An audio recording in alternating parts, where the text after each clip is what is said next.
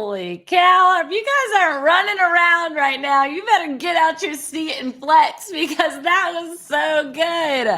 I'm like, oh my gosh, good thing there's a mute button on this mic. I'm like trying to keep my sustenance of like smile and listen. And oh my gosh, this is so good. We prayed right before we started and right before we pressed live on this podcast. And I was like, let us be a conduit to your word. Let us be a conduit to your energy. Let us be an experience that people have not yet seen the full revelation of who you are, God. And there is in that so many pieces that you just said. I think one of the things I want to illuminate for people as they're listening is the fact that we are meant to be culture changers and shakers and movers, that the culture is not meant to affect us. The culture is not meant to be something that impresses on us or shapes us. And yet I think, especially for the youth, as I can see it in so many different ways, like everything is saying, this is what you're supposed to be. This is the mold in which I call you to be. And they're not listening to the voice of God. They haven't tuned into that.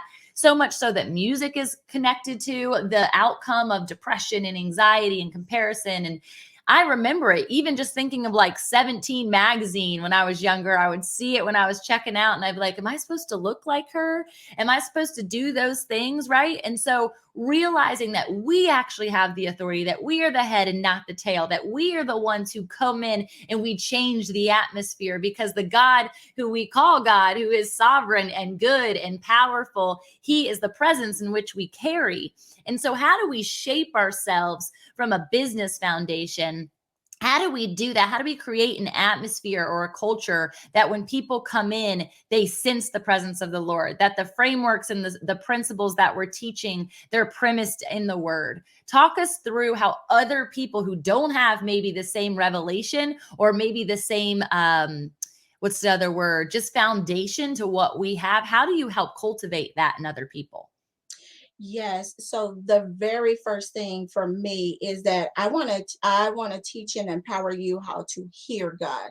I want to teach you because see, we've a lot of times we stop at, oh, I got saved. But part of getting saved is having a relationship with Christ. And having a relationship with Christ requires you to not only just be praying and speaking, but then it also requires you to be able to hear and receive. And so, we say, okay, let's not conform to the ways of the world and allow culture to have an impact on us. Well, the only way that can happen is if we start to have that relationship and we start to hear God and we start to allow his word to be activated in our hearts and in our minds. And it says that the word says that I have the mind of Christ. But see, how do you have the mind of Christ if you're living at a lower level and you're only hearing from the worldly perspective? You have to raise up to where he is, where you'll be able to hear and receive that which he is trying to give and impress upon you, because the ideas that you're looking for as a business owner, it's in him. The next course that you're looking for, it's in him. Whatever it is that you're looking for, it is in him. It is in him. And so you have to come down to surrender yourself to a place to where you can hear and where you can receive that which he is trying to do in and through you. And so that is the very first thing that we do, because there's so much noise that's around us and subliminal messages that are impressing themselves on us. And I will tell you from a personal standpoint, because I started in the business even younger, and it was a lot of older entrepreneurs who were around me that was seasoned. And so I started out as me. I came in the door as me, and I was this little feisty me. But I found, like real quick, I found that I started to try to fit, to conform. I felt like I had to change because they have more experience than I do.